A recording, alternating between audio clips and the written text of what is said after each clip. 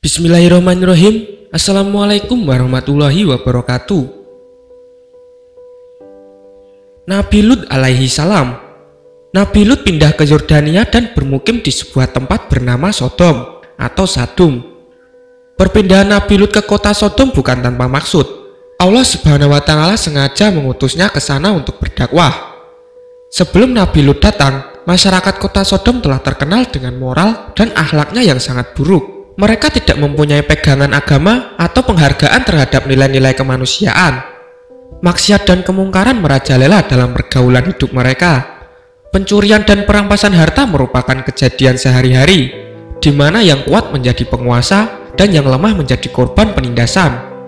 Perbuatan maksiat yang paling menonjol dalam masyarakat kota Sodom adalah perilaku seksualitasnya yang sangat tidak normal. Para pria di kota ini lebih suka berhubungan dengan sesama jenis melalui anal seks. Permohonan Nabi Lut pun akhirnya dikabulkan oleh Allah. Dikirimkanlah kepadanya 3 malaikat yang menyamar sebagai manusia biasa. Mereka adalah malaikat yang bertemu Nabi Ibrahim. Malaikat itu membawa berita gembira atas kelahiran Nabi Ishak dan memberitahukan kepada Nabi Lut bahwa mereka adalah utusan Allah yang ditugaskan menurunkan azab kepada penduduk kota Sodom. Para malaikat tersebut menyamar sebagai lelaki muda yang berparas tampan dan berbadan yang berotot, serta tegap tubuhnya. Dalam perjalanan, mereka sempat berselisih dengan seorang gadis cantik yang sedang mengambil air dari sebuah perigi. Lelaki muda atau malaikat bertanya kepada si gadis, apakah mereka diterima di rumahnya sebagai tamu. Si gadis itu tidak berani memberi keputusan sebelum dia berunding terlebih dahulu dengan keluarganya.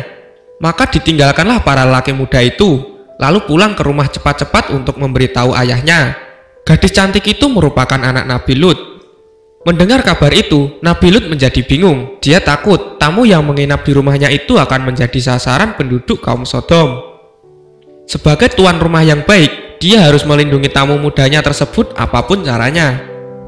Nabi Lut akhirnya menerima lelaki-lelaki muda itu sebagai tamu di rumahnya. Nabi Lut hanya pasrah kepada Allah dan berlindung sekiranya terdapat segala rintangan yang datang. Lalu pergilah Nabi Lut menjemput tamunya itu. Saat itu kota Sodom sudah dalam keadaan malam hari dan penduduknya sudah nyenyak tidur di rumah masing-masing. Sebelumnya Nabi Lut berpesan kepada istri dan kedua putrinya agar merahasiakan tamunya itu. Namun istri Nabi Lut membocorkan berita kedatangan tamu muda itu. Lalu datanglah beramai-ramai lelaki-lelaki Sodom ke rumah Nabi Lut dan berkeinginan untuk memuaskan nafsu seksual mereka setelah lama tidak mendapat anak muda.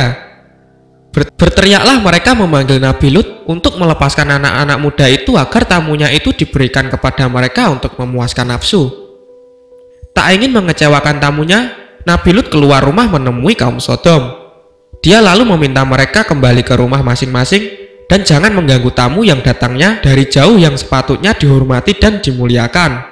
Mereka diberi nasihat agar meninggalkan perbuatan mereka yang keji itu. Nabi Lut juga berseru agar mereka kembali kepada istri-istri mereka dan meninggalkan perbuatan maksiat dan mungkar yang tidak senonoh itu sebelum mereka dilanda azab dan siksaan Allah. Namun seruan dan nasihat-nasihat Nabi Lut tidak dihiraukan dan dipedulikan. Kaum Sodom bahkan mendesak akan membuka pintu rumah Nabi Lut dengan paksa. Mendengar keluh kesah Nabi Lut, lantas pemuda-pemuda itu memberitahu hal yang sebenarnya, bahwa mereka adalah malaikat-malaikat yang menyamar sebagai manusia yang diutus oleh Allah untuk menurunkan azab dan siksaan kepada kaum Sodom. Malaikat-malaikat itu lalu menyuruh Nabi Lut membuka pintu rumahnya agar orang-orang yang haus seks dengan lelaki itu masuk. Mereka pun menyerbu masuk, namun ketika pintu itu dibuka, tiba-tiba mata mereka menjadi gelap. Malaikat-malaikat telah membutakan mata mereka, dan para penyerbu rumah Nabi Lut pun terlihat panik. Mereka berteriak-teriak dan bertanya-tanya apa gerangan yang menjadikan mereka buta mendadak. Para malaikat tersebut berseru kepada Nabi Lut agar meninggalkan segera perkampungan tersebut bersama keluarga dan pengikutnya. Para malaikat berpesan kepada Nabi Lut dan keluarganya agar dalam perjalanan keluar kota jangan ada seorang pun dari mereka yang menoleh ke belakang. Nabi Lut pun akhirnya keluar rumahnya selepas tengah malam. Dia keluar bersama keluarganya yang terdiri dari seorang istri dan 2 putrinya. Mereka lalu berjalan cepat menuju keluar kota, tidak menoleh ke kanan maupun ke kiri, sesuai dengan petunjuk para malaikat. Akan tetapi istri yang menjadi musuh dalam selimut bagi Nabi Lut, dia berada di belakang rombongan Nabi Lut dan tidak henti-hentinya menoleh ke belakang. Sewaktu fajar menyingsing, bergetarlah bumi dengan dahsyatnya di bawah kaki rakyat Sodom, tidak terkecuali istri Nabi Lut yang munafik itu. Getaran tersebut diikuti gempa bumi dahsyat dan angin kencang, serta hujan batu yang menghancurkan kota Sodom beserta semua penghuninya. Masyarakat kota Sodom pun dimusnahkan. Itu tadi kisah kaum Sodom yang diazab Allah Subhanahu wa Ta'ala karena perilaku mereka. Semoga dari kisah ini kita dapat mengambil hikmahnya dan dapat mempertebal iman kita agar menjauhi kemaksiatan. Wassalamualaikum warahmatullahi wabarakatuh.